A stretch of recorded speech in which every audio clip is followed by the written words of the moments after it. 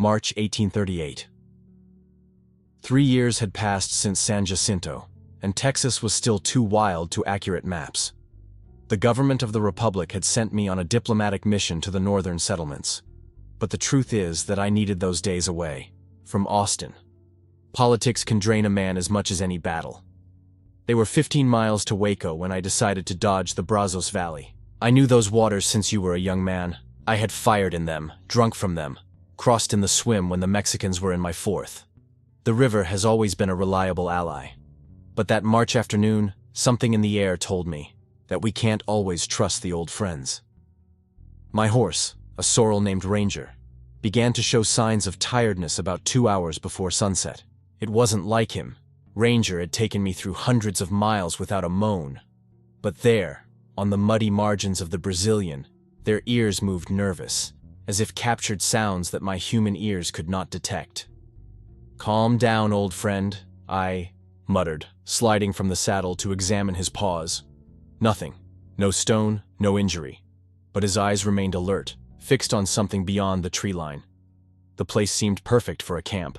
A natural clearing stretched for 100 square meters, protected by old oaks on one side and the river on the other. The terrain was firm, raised enough to avoid the night moisture. Fresh water running a few steps. Dry wood spread as if someone had prepared everything for my arrival. But it was exactly this perfection that aroused my first instinct of caution. In 40 years through wild territories, I learned that two perfect places usually hid deadly imperfections. Still, the sun was low and I needed rest. I tied a safe distance from the water and began to assemble the camp. That's when I noticed the footprints. They were not obvious. In fact, if I had not spent so much time tracking hostile Indians, I would probably ignore them.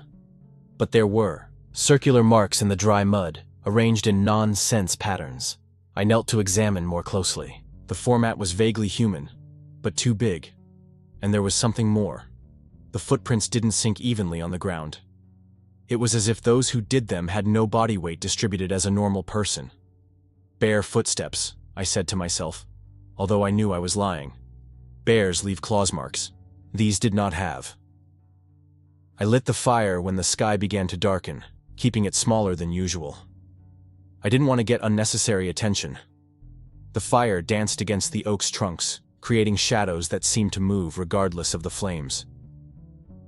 Ranger was still restless.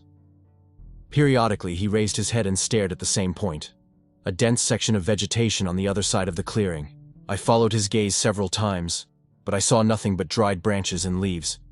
I prepared a simple dinner with the provisions it carried: dried meat, hard cookies, strong coffee. As he ate, he kept an ear attentive to the sounds of the night.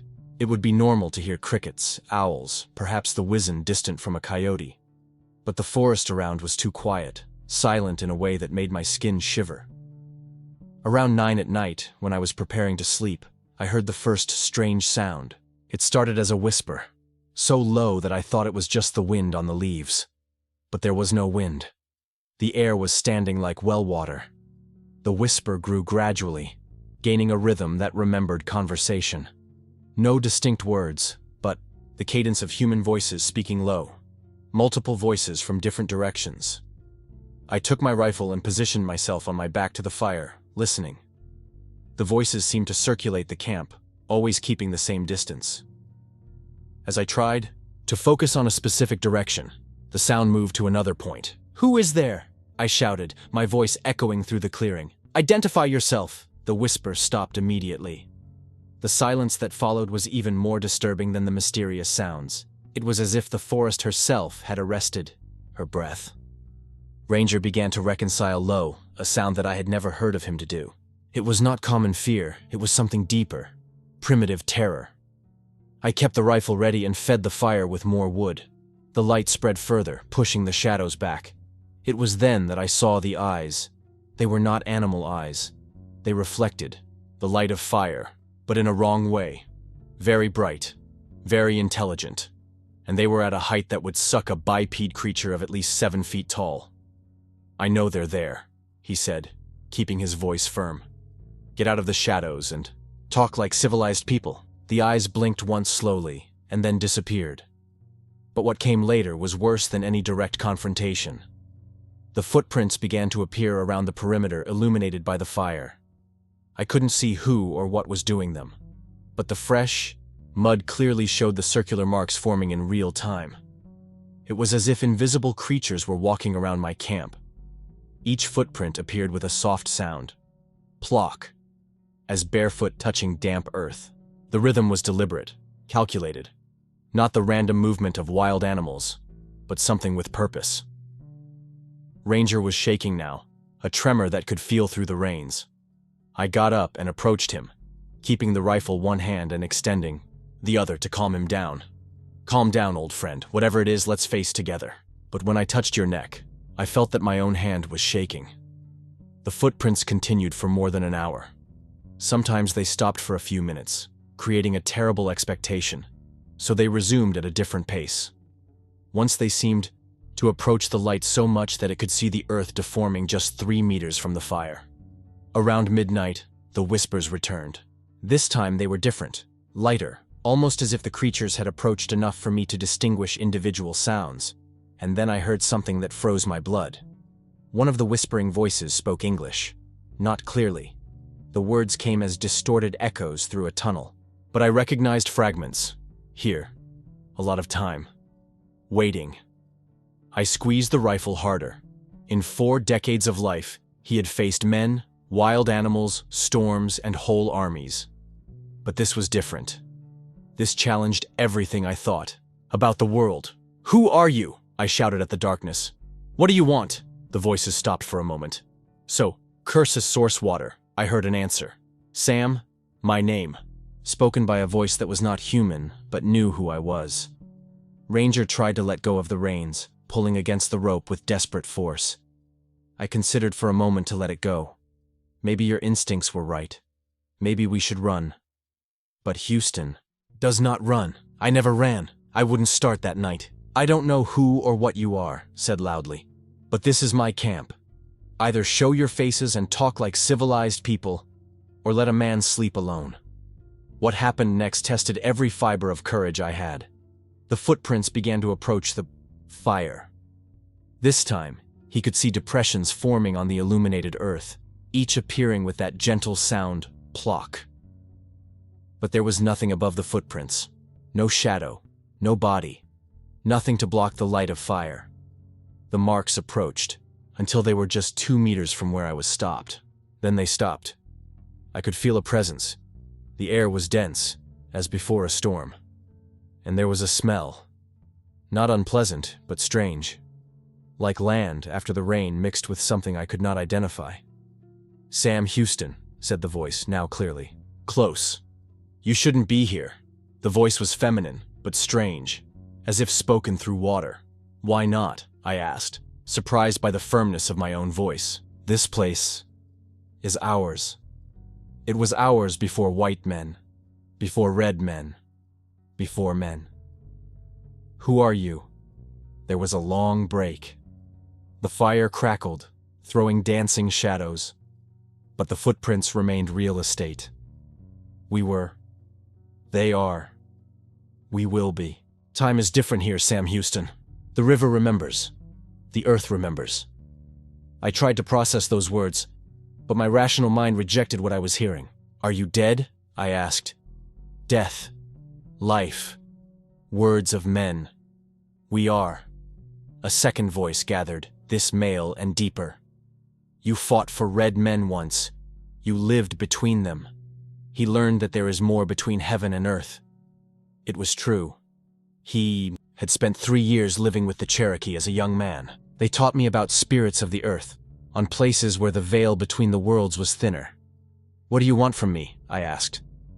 "Don't come here anymore," said the female voice. "This place is not for the living. It is a place of passage, a place of waiting." Wait for what? The time to return. The footprints began to move slowly away. He could feel his presences distancing himself, but his voices still echoed clearly. "Go away, Sam Houston, and don't tell others about this place. Some knowledge should not be shared." "Why?" I shouted after them. The answer came as a whisper in the wind. Because not everyone has the strength to hear the truth and remain. And then they are gone. The silence that followed was different from the previous one. It was not threatening, just empty. As if something that had been present for a long time had finally broken. Ranger stopped shaking. The normal sounds of the night, crickets, wind in the leaves, the movement of the water, gradually returned. But the footprints remained, perfect circles in the mud that reflected the light of fire. I didn't sleep that night. I kept the fire lit until dawn, sitting with the rifle on your lap, listening to the family's family sounds to return to normal. When the sun was born, the footprints were still there. In daylight, they looked even more impossible. Celis, Ranger, and left before the sun was tall in the sky. All the way to Waco, I kept my eyes on the road ahead, resisting the urge to look back, but I could feel something watching me until the river was out of sight. In the following years, I consulted old maps and spoke discreetly to some older Cherokee about that region of Brazos.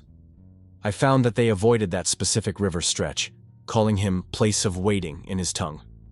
Never explored why. I returned to that area only once, 5 years later, during an expedition of recognition. The clearing was still there, but something had changed. The vegetation had grown strangely, creating a natural barrier that made the place almost inaccessible. The trees seemed to have bowed inside, as if protecting something. I didn't try to pass. There are places in this world where history deposits in layers, such as sediment at the bottom of a river. Places where the past is not dead, just waiting. Texas is young as a nation, but the earth is old. Older than any of our cities, our conflicts, our ambitions.